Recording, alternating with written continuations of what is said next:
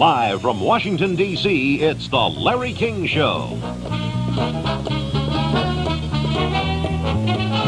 The Larry King Show features interviews with interesting guests from around the world and telephone calls from across North America. It's a presentation of the Mutual Broadcasting System. And now, the host of the program, here's Larry. Well, thank you very much, Paul. Good evening, everybody. On this Monday night, start of another night, another week of The Larry King Show. We are with you every night, Monday through Friday. From Hawaii to the Virgin Islands, Canada to Mexico, we're brought to you in part by Bayer. Bayer's the wonder drug that works wonders. In hour number one from our studios in New York, we'll meet Hank Ketcham, the creator of Dennis the Menace. Dennis the Menace is now 40 years old. Hank has written his autobiography, The Merchant of Dennis, published by Abbeville Press.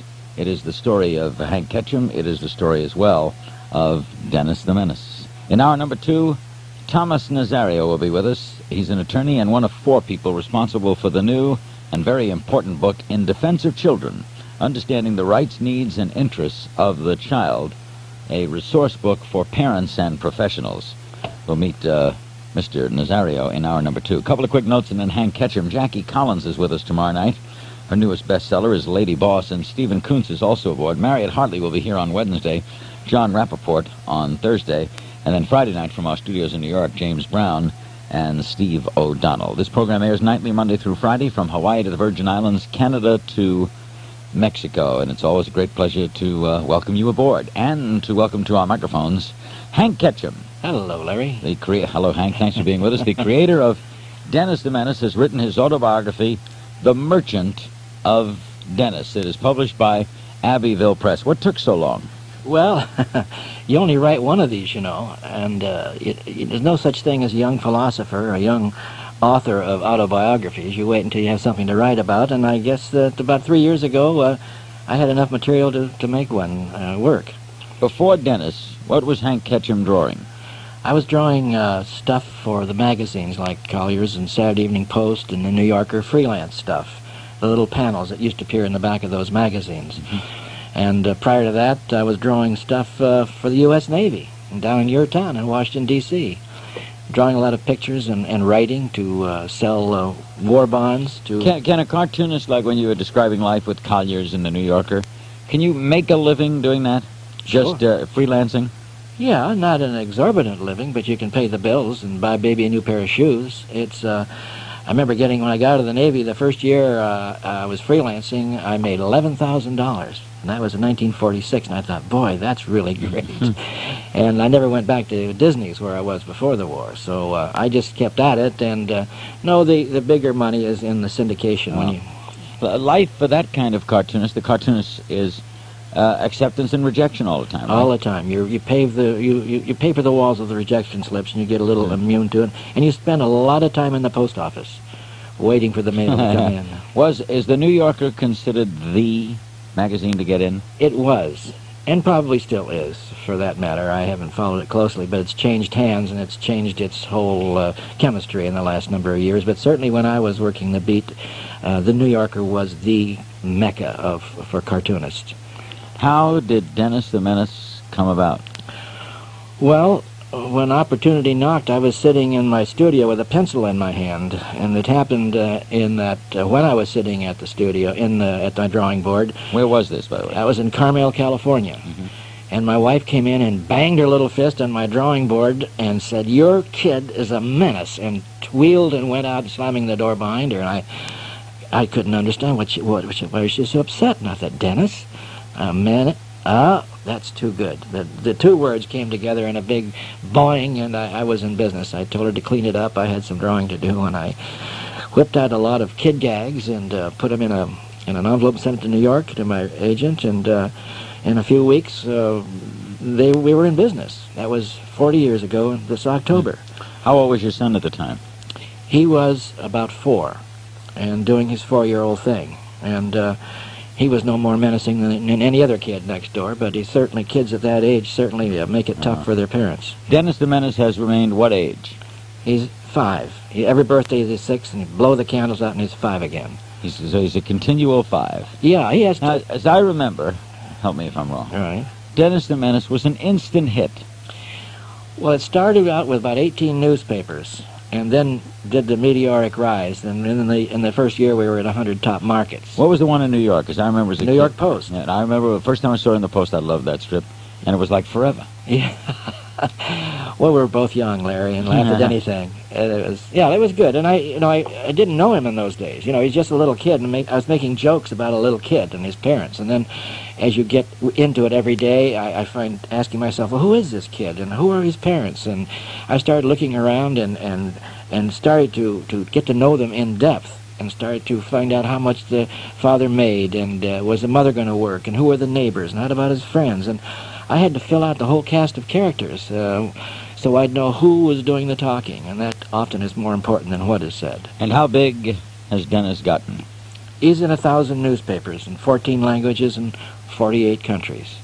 He's rather large all over the world. Books, how many Dennis the Menace books? Well, we have about Collections. about 50 different collections we've put out over the years, and you just keep wrapping those out. And he's been in industry, too, right? There were T-shirts, there were all lots. Yeah, just a comfortable industry. We haven't done anything that's going to take your breath away, but it's just been nice and steady, and we're not showing off at anybody. It's worked out very nicely. Our guest is Hank Ketchum. He is the creator of Dennis the Menace and the author of The Merchant of Dennis. This is the story of his life, and we'll discuss that extraordinary life as well. Part of it, by the way, spent in Russia and Paris and Spain as a CIA cartoonist. I love that line. Inside Dennis the Menace is in the book, the scenes in Carmel, in New York, with the United States Navy, back in Hollywood, in Seattle, Pebble Beach. Dennis the Menace is, of course, the subject of the autobiography of the Merchant of Dennis, Hank Ketchum. If you want to talk to Hank, I want to get in early, 703-685-2177. It's published by Abbeville Press, and we'll be back after these messages. Yes, this is Hank Ketchum. The book is The Merchant of Dennis. It is published by Abbeville Press. If you want to talk to Hank Ketchum, 703-685-2177. Were you raised in Seattle? Yes, Larry, raised in Seattle. Great town. Yeah, the great Northwest. It's still a pioneer town. How early on did you know you wanted to draw for a living? Well, I didn't know about the living part, but when I was 6 years old, I was introduced to a man who drew some pictures for me that I thought he was using a magic pencil, and I wanted to borrow it, so I went over there to a desk and used it, copying all the comics of the day, and I got excited when I was still in the first grade. And with no idea, of course, of using that I wasn't even thinking of the future. You were always a kid who could take a pencil and draw a figure? Yeah, I memorized all this stuff, and I got, the ego is assuaged so nicely because you get so much attention. That's what kids want. They want the attention, and this, I guess, gave it to me in great doses. When did you know it was serious?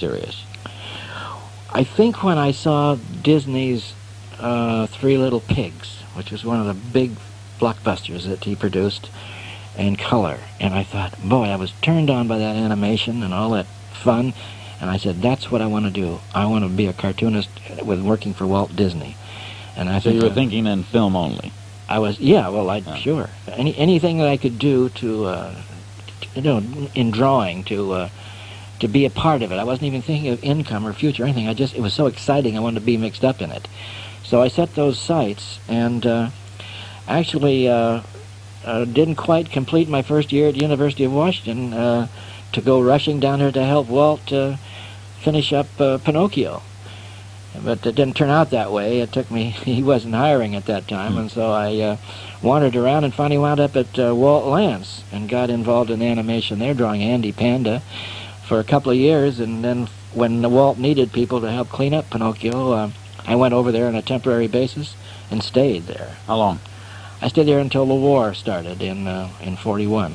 Was Disney a great place to work or not? Oh, it was a great place to work. It was like I tell people I graduated from the University of Walt Disney because it was just like a college campus. We were all young and there were no time clocks or anything. We'd work on weekends and we had such a great camaraderie. We weren't making any money, but we were having a lot of fun.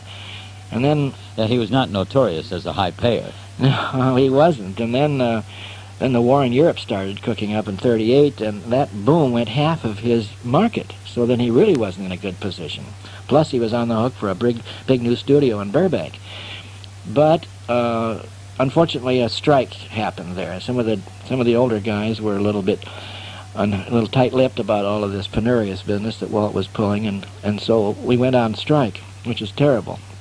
And that just changed the chemistry of the whole studio, just like the Civil War did, I guess. And but then when the strike was over, Walt put in time machines, that you had to register with, and punch clocks, yeah. Punch clocks, yeah, and all this stuff, and the fun went out of it, and that's about the time I left. When a film comes out and so many people have contributed to it, and you go see it, like a Pinocchio or whatever, yeah.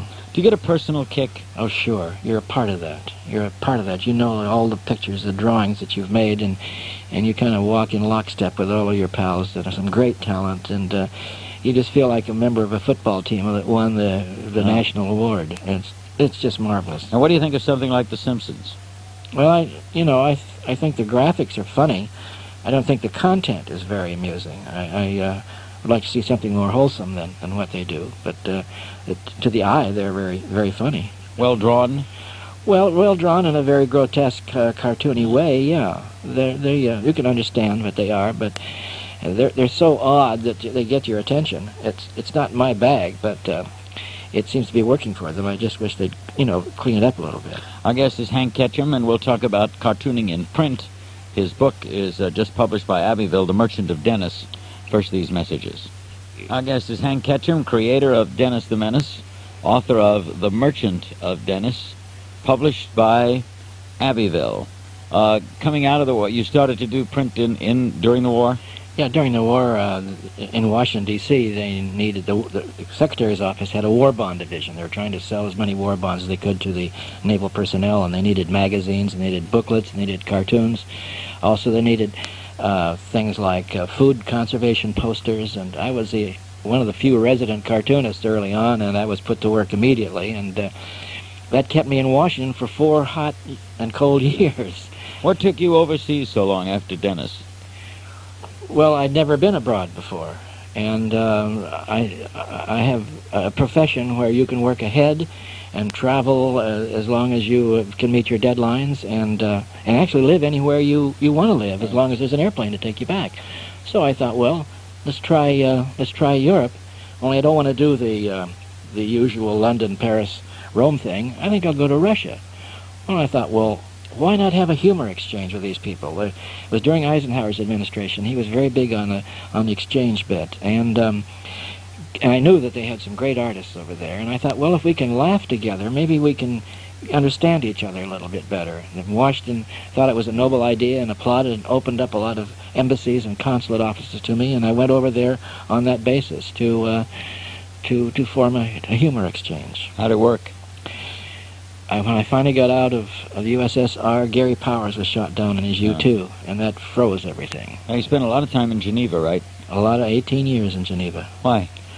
I liked it there. It was neat, and I met this marvelous little Austrian girl, and one thing led to another, and our children were born there, and then when peanut butter hit the all-time high of $6 a jar, I couldn't take it, and I moved back home in '77. But it was great duty. Now in Pebble Beach, right? Now in Pebble Beach, right. Well, how old now is Dennis? Really? I mean, your first son. He's, I would say, about 44. Wow, does he still take that strip personally? No, he stopped that when he was about 12 years old. But it was tough on him in the early days. People pat him on the head and say, "Hey, Dennis, what are you going to do to Mr. Wilson tomorrow?" And he didn't know what they were talking about. He had an identity crisis, too bad. Did he look like that, by the way? Yeah, he did, very much. And if I'd named him Charlie or Harvey, I'd still be working for Disney. His mother would say, your boy's a menace. And I'd say, Harvey? And that would have been it. Boy, did it work. How about thinking of new ideas? Thinking new ideas? Yeah. Day in, day out? Yeah. I do it the same way Johnny Carson and Bob Hope and a bunch of other people do. I work with a team of talented people that prefer cash to credit. They keep America laughing. And from a professional point of view, you must surround yourself with some good heads that will come up with ideas that you can never think of. So we have a team of writers. And it's like an idea a day, right? That's right. Well, I've got a whole shoebox full of ideas, so I'll never run out. There's no... How far ahead are you? I like to stay 8 to 10 weeks ahead, Larry, and I can afford to get a cold or something, and it's no problem. If I want to take a trip, I just work an extra week ahead, and that's in the bank. So you very few jobs that you can do that with. You're not kidding. How much drawing do you still do? I do a lot of it. Of the daily panels, I do 90% of it. My assistants have done Sunday pages forever under my tight scrutiny and whip, but I'm teaching them gradually to get into the daily, which I think is the backbone of the whole thing and the most fun. But I still do 90% of it and love it. And there is a touch, right? I mean, you could be a great drawer. That doesn't mean you got to draw Dennis like Hank draws Dennis. Well, no, I guess whoever does it they'll do their own thing, and I just do mine, and gosh, it's such a personal thing. I know. Do you draw quickly? Yeah, I'm very quick on the draw, yeah. But I do a lot of these things, you have to do some research. For instance, if you're going to do inside of a drugstore or draw a bicycle even, or a set of scales, I dig into the research file so that I'll draw it correctly. Even though it's in caricature, I draw it so that people won't notice it, so they won't be disturbed when they look at the drawing. They only give me 10 seconds. They look at the drawing, read the caption, and get out. And if I confuse them in that 10 seconds, I may lose them forever. So I'm very careful about how I stage things. What strip flips you? Well, Johnny Hart is so funny with his BC and Wizard of Ed, and Lynn Johnson does a marvelous job with her, for better or for worse. Calvin and Hobbes, of course, is a sensation, and Gary Larson. Gary Larson, when he hits real good. Oh, He's another Seattle boy. Oh, yeah, I know. Yeah, and but there aren't enough of them. There aren't enough good cartoonists. And I think the publishers are discouraging them because they keep making the space smaller and smaller. And pretty soon you got talking heads. Let me get a break. Come back and we'll go to your calls. Our guest is Hank Ketchum. His autobiography just published by Abbeville, The Merchant of Dennis. Dennis the Menace is 40 years old. This is the Mutual Broadcasting System. Our guest is Hank Ketchum. He's at our studios in New York. He's the author of The Merchant of Dennis, the autobiography of Hank Ketchum. It is published by Abbeville, and Dennis the Menace is now 40 years old.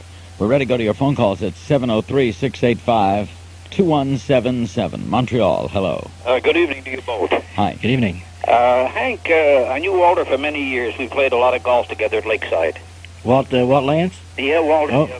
Exactly. Walt Lance was Lakeside a lot. In fact, he's still there. That's right. I'm still there myself. Oh, you are? You're right.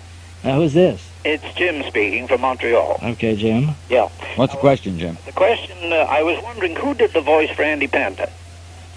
You probably know better than I don't know. I had a heck of a time just drawing him. When I drew him, there were no voices except my own. Yeah. But that was a long time ago. Thank you. Plattsburgh, New York, hello. Yes, good evening. I turned in late, but I'd like you to hit on two topics if you can, and I'll hang up and listen. One is, did you have very much input into the TV show, and was Jay North your choice? And secondly, are your characters like Mr. and Mrs. Wilson modeled after real people? And if so, do the real people know who they are, and what do they think of it? Thank you. Thank you. In the early days when we started the live-action show with Jay North, yes, I worked on a little casting and on some of the preliminary scripts. And then when they debuted on CBS in October of '59, I was taking a ship out of Helsinki to Leningrad, and never did see them on the TV screens in America. I have all the films, of course, but yes, I worked on the early stages with Jay North. As far as the Wilsons are concerned, no, there is no Mr. and Mrs. Wilson in my life other than those. We all have had a Mr. and Mrs. Wilson in our life. The older couple that lived on the corner who were retired and their children had moved away, or they never had children. They spent a lot of time in the garden, and the garden was a shortcut to someplace for us kids. So it's a necessary ingredient to tell this story, and I think that all of us have had the older couple in our lives, but they are certainly fictitious. Oklahoma City, hello. Hello, Hank. Yes, sir. Hello. Yes, I just wanted to tell you, since you are the creator of Dennis the Menace, that my name is Dennis. I'm sorry about that. As you probably suspect, kids call me Dennis the Menace when I was young, and they'd say things like, "Where's your slingshot?" and that sort of thing. Well, I'm sorry. It's all my fault. I have a few comments to make and then a few questions here. First of all, you know, the name Dennis does come in handy because when I want people to remember my name, I just say Dennis as in Menace. Right. Mm-hmm. I had a Dennis the Menace puppet as a kid, and I liked to draw him, and in fact, I was known as the artist in my grade school classes. Well, do you have a question? Yeah, first of all, I get a lot of Dennises saying, I want to find out if you get a lot of Dennises who also say what I just said, and also what's the best way to learn cartooning. I kind of like to get back into it. I wanted to be one as a kid, and I kind of want to get back into it. Well, you should have started when you were a kid. It's like learning to play the piano. It's never too late. If you want to apply yourself, you get down there, and every day you spend at least a half hour drawing funny pictures. Draw the things around the house. Draw your toothbrush or a vase or the radio, but in your own way. As far as the name Dennis, yes, there are a lot of kids around the country named Dennis, and many years ago, and when I was just getting an early start in the first few years, I got a letter from a kid, 12-year-old boy, and says, "My name is Dennis Mitchell, and what are you going to do about it?" And I didn't know quite how to answer him, but he was a little uptight. He thought I'd certainly taken his name in vain, and but the kids all over the world whose name is Dennis have had the same. It's not really a problem, but it's sort of a notoriety, I guess, and it doesn't hurt. Nashville, hello. Yes, I've got a question. It's more of a suggestion. In regards to your strip, Dennis the Menace, and strips like Peanuts and Beetle Bailey, I'd like to see a collection of the strips like done in sequence from day one of the strip on through. Kitchen Sink Enterprises up in Wisconsin, I believe it is doing that with Little Abner and a couple of the other strips of the 40s and 50s, and I'd like to see some of those done with the the Gag-A-Day type strips. Well, I tell you what, we're going to put out a book. We're going to publish a book next March, which will be the 40th anniversary of Dennis's release. It's be titled His First 40 Years, in which we will have over 800 daily panels and a whole section, center section of full-color Sunday pages. But if you were for a collection that you're talking about of everything from the day one, I did a little weighing not long ago and calculated that I have 260 pounds of Dennis over those years. So that would just be too much of a book. I'm not talking about a single book, but I'm talking about a series like maybe a monthly magazine type format, because the Kitchen Sink's doing that with Steve Canyon. They do it like every other month, and they're collecting the entire strip from the start to the end of it when Milton Caniff died. Well, mine is not a continuity. Yeah, mine is the Gag-A-Day. Yeah, but what I'm getting at is that whenever I pick up these paperback collections, it's usually just a hodgepodge, and they're just scattered. And I'd like just for the sake of being able to see the flow of the strip from how your artwork has changed from the beginning to now, so you can follow so that you can see the evolution of the... Well, you'll certainly be able to do that, sir, next March with his first 40 years. We're going to take them decade by decade, and I think you'll see that. Okay, I appreciate it. Thank you. Hank Ketchum's the guest, the book, The Merchant of Dennis, and we go to Raleigh, North Carolina. Hello. Hello, Larry. Thank you very much for taking my call. Sure. Mr. Ketchum. Yes, ma'am. I have a friend who collects Ferris wheels.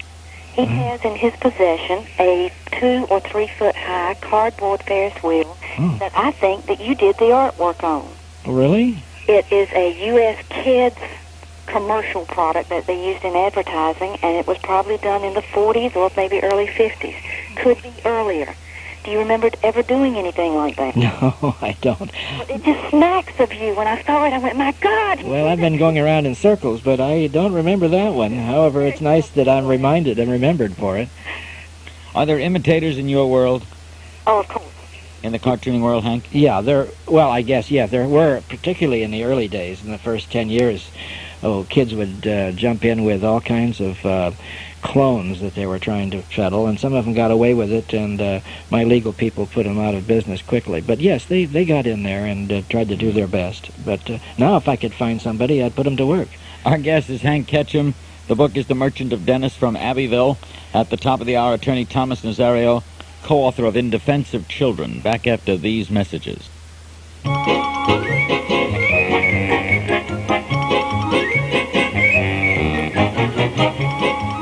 The Larry King Show is taking your calls now at 703-685-2177. That's 703-685-2177. Let the connection ring. Answer when it's your turn. And now, live from Washington, D.C., here's Larry. Dennis The Menace. Terrible. How long was that on? 4 years on the networks. It warmed up Ed Sullivan show on Sundays, and it's still going, unfortunately. It's so dated, Larry, and which is a downer for me, because Dennis is he's a little contemporary kid. He's not a kid of the '60s at all. So this perpetuates an old myth that Dennis is 5 years old in 1990. That's right, exactly. Bristol, Rhode Island for Hank Ketchum. Hello. Hi, Larry. Thanks for having a cartoonist on the show. Sure. Happy birthday, Dennis. Thank you. Mr. Ketchum. Yes, sir. I'm a cartoonist, and I'm ready to submit my stuff. Okay. Okay, and I'm wondering, I already have it published in an arts and entertainment local newspaper Uh-huh. this week. Uh-huh. Does that help my chances? And could you just could you give me an idea? I have a family and I want to support them and all. What kind of price does the syndicate pay for, say, per paper per day? So I'll know. Well, they vary. I mean, a little paper out in the middle of nowhere can only maybe pay $3 or $4 a week, and out of that, the syndicate who prepares does the selling and collecting for you takes 50% of that. Right. So you don't get a heck of a lot. So you need an awful lot of newspapers. I wouldn't start worrying about that end of it. I'd consider what you can offer them that they want to buy. When they buy it, they'll have to replace somebody who is already in the newspapers. So you're up against some stiff competition. Well, money isn't my concern. It's I enjoy doing it, and I love doing it, and I'd do it forever for nothing if I had to. Don't tell anybody that. Oh, but I really enjoy doing it, and I really... Okay, if you've got somebody publishing it already, that's pretty good. That means somebody loves you down there in Rhode Island. And if you take some of your clippings and then send them to the newspaper syndicates, if that's what you have in mind, that would be proof positive that you are able to do the job you're doing. Could you tell me how many I should send in? Well, I mean, I'd send in a dozen at least to give them an idea. Okay, and what do you think of Robert Crumb? And I'll hang up. Thank you. Of who? Who? Robert Crumb. Is there a Robert Crumb in the audience? Yeah. With a real Robert Crumb? Oh. Yankton, well, South Dakota. He Hello. must be a nice guy. Hi. Mr. Ketchum, I just want to say thanks for, I'm only 24, but I've read your strip, seems like forever, and it just always gives me a chuckle for the day. Thank you. You're kind to tell me that. What I wanted to know was, did you ever want to do an adventure or a continuity strip like, say, Steve Canyon or Secret Agent X9? No, I was always interested in humor. I was not ambitious from an artistic point of view or from an entertainment point of view to do anything except what I'm doing. I know I have no reason to want to do anything more. This little kid keeps me pretty busy. What do you think about those type of strips disappearing from the newspapers? Well, it's the publisher's fault. They keep reducing the space so that a graphic artist has no space to work with. It's a crying shame, but that's what's happened. And here's something that television can't offer, and the newspapers can, and they don't see it. And I'm a great crusader here of trying to get the publishers to open their eyes and use the comics to promote the newspapers. And if they did that, they would get a lot of young artists creating stuff for them, and I hope that it will eventually happen. But right now, there's not much of a chance. Well, thanks a lot. I hope you keep Dennis going for at least another 40 years. Thank you very much. Thank you. Our guest is Hank Ketchum. The book is The Merchant of Dennis, Carmel Valley, California. Hello. Yeah, hi. Larry, this is calling from Carmel Valley, and I wanted to thank Mr. Ketchum for a wonderful thing he did. He was the Grand Marshal at a fiesta just recently. Oh, for heaven's sakes. One of my neighbors calling. Right, I was one of the gentlemen who took your pictures at your luncheon there, and oh, yeah. He did a wonderful thing for us and help us win some money for the Carmel Valley History Society, which we raised about $7,000 through the generation of Mr. Ketchum. Thank you for calling. Do you have any question? No, I just want to thank you very much. Well, that's too nice. That was real nice. Yeah. Menlo Park, California. Hello. Hi. Hi. I've been a big admirer of Hank Ketchum for a long time, and just this last week I was looking at the comics and admiring how beautifully you handle light and dark, shadow. It's just fantastic. Thank you. And, you know, when somebody else started doing the Sunday, it was so noticeable. It was like a totally different strip. It wasn't just that the drawing and coloring were different, but the logic is different. You know, Dennis tends to talk more like a grown-up and use different kinds of words and everything, but the daily ones are still just so beautiful. They have that kind of minimalism of Gus Ariola or Walt Kelly. And Wasn't that nice? I want to thank you. Well, Gus, you're very nice, and I appreciate you pointing out what you think is a failing of the Sunday page. I'll get on that immediately. Okay. Thanks for Thank calling. you. How great was Kelly? Oh, Kelly was a giant. He was so great, you know. They put him on the editorial pages a lot because he was talking politically, but he could be on the entertainment and be very legitimate. And he was just such a marvelous guy. Funny satirist. Pogo, a great strip. Oh, yeah, the great. Raleigh, North Carolina with Hank Ketchum. Hello. Yes, we'll let you know what an impression you can make on a third grader. I got Dennis the Menace Household Hurricane Oh, dear. in a book club in third grade, and I haven't seen the book in years. And I vividly, every time I see a fried egg, I think about Dennis looking up at his dad looking down and said, "Don't it, Dad? Don't it look like a big eye staring at you?" And I can't eat a fried egg without thinking about that. And that goes back to when I was 9 years old. Well, we've got a lot better gags than that since, so keep your eye peeled on... Another one is that I didn't get, had to have my mom explain to me back then, and still remember, is when he looks at his mom's talking to a lady, and he says, "I don't see no blue streak when she talks." Yeah, well, we do a lot of those where a child will take what parents say very literally, and it's sometimes a cute idea. But for that length of time, for me to go back, it's amazing what kind of memories that conjures up. Well, I'm glad they're happy memories. Great. Thank you so much. Thank you for calling. Thank you. Hank Ketchum's our guest. His autobiography, The Merchant of Dennis, is out from Abbeville. Back with more calls after these messages. With Hank Ketchum, McHenry, Illinois. Hello. Mr. Ketchum. Yes, sir. I'm out here way out in McHenry, Illinois, and I'm 18 years old right now, and I'd kind of like to start getting into cartooning and animation. Okay, good idea. And I'm really not sure how to go about this and what colleges to head out towards. Do you have any ideas for me? Well, out in Los Angeles, Cal Arts has a big program that's funded by the Disney organization. And I think Southern California would probably be your best target area for that. There's a lot of business going on, a lot of animation going on out there, and a lot of people who know about it, and that's where you want to go, where the action is. Well, I'm surprised that you've made it through all these years. I mean, 40 years, it seems like an awfully long time. No, it just goes by just like that. Yeah, well, I've seen a few comic strips come and go, but I'm surprised it's made it for 40 years. Well, I'm getting a second wind, so hang in there. Good luck. Thank you very much. There's a lot of cartoons in the book, too. Oh, Right? yeah. I mean, you draw a lot of Dennis in this. Oh, the book's pretty well. You know, Larry, I gave my editor 130,000 words, and he said, I only need 70,000, so I got a lot on the cutting room floor. I'm going to have to do part 2, I think. I got a lot of great stuff in Good. Rose Croy, Virginia. Hello. Larry, you sound like you're constipated tonight. Holy smokes. McKeesport, Pennsylvania. Hi. That's a weird-sounding caller. Hello. That was not a caller, by the way. That was a cartoon. Yeah, talking. Hello. Hello. I'd just like to congratulate you for doing such good work all these years. Thank you very much, It's ma'am. always good work that lasts long. Well, you're very kind. I appreciate that. Well, I think that things well done always last. And it's true. compared to what they have today, it's terrible. You know, I mean, it's such a big, drastic change in what they show for children. So I really think that that's never gotten stale, and people can still laugh at Dennis today. Well, thank you. It's clean fun. Which is not, Well, that's right. There's no reason to be other than that, I don't think, I today. don't either. I don't think that would ever change. Well, thank you. I feel like I'm in show business, only I don't hear the applause for about 3 months, so hearing this is great tonic for me. Thank you. Oh, you're quite welcome. Thank you. With Hank Ketchum, St. Petersburg. Hello. Hi, Hank. Hi.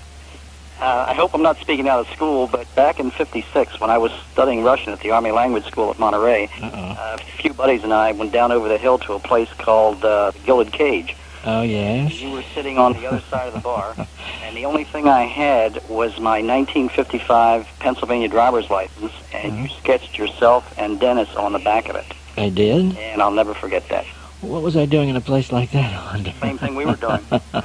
Having a little fun in '56. Yeah, and I'll tell you, yours is the only one that I read every day. Thank you so much. Really Just don't stop now. Okay. All right, thanks for calling. Thank you. With Hank Ketchum, Westfield, New Jersey. Hello. Good evening, gentlemen. Hi. Good evening. Question and then a quick comment. Did you like the TV show? It was clean and sometimes funny, and it lasted 4 years on the network, which is a big success, but I did not like it, no. I don't think I can do better in an animated cartoon for what I want to do. It's not a live-action thing for the cinema. I'd rather, having graduated from the University of Walt Disney, I want my stuff to look like Pinocchio. So I was disappointed, and it was a good show. It got Dennis the Menace the word around the country. It became a great marquee name. It did a lot of good in that regard, but the show was not my cup of tea, not what I wanted. I felt the only really accurate person was Mr. Wilson. Yeah, Joe Kearns was the original Mr. Wilson. He was marvelous, just great. Quick remembrance. Just one particular thing, I don't know why it stays in my mind. 20 years ago, whatever. Mm-hmm. Dennis is standing there, and he's got a little friend, and the friend is really chomping on a hot dog with delicious delight. Mm-hmm. And his father, Dennis's father, is scratching his head, and Dennis is remarking to his father, "Yeah, his parents are vegetarians."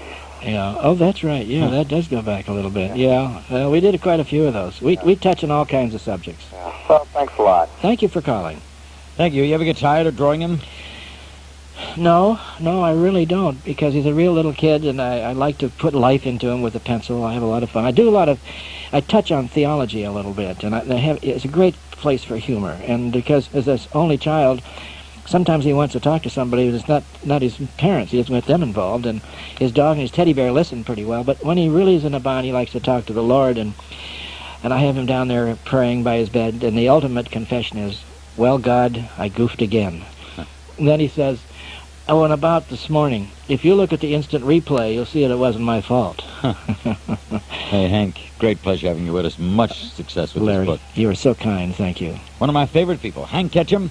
The book is The Merchant of Dennis.